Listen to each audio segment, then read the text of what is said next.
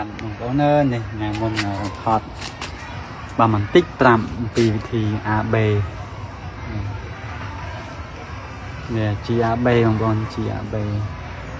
ចឹងបងប្អូនយើងដាក់កម្រិតថ្ងៃមុនប្រាប់ថា800ចឹងបងប្អូនហ្នឹងហើយបើចាប់ពីធំប៉ុណ្ណេះទៅយើងដាក់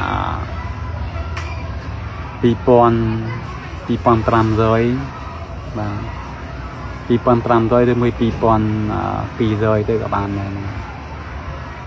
យើងដាក់ប៉ុណ្ណឹងទៅបើយើងដាក់ខ្ជិលថែមថយទៅដាក់2500ដាក់តែម្ដងទៅហើយបងប្អូនឲ្យដាក់2500កម្រិត G បងប្អូនមិន AC មិន AB មិននេះណាកម្រិត G នេះគឺមានងាប់វាស់លេខ2500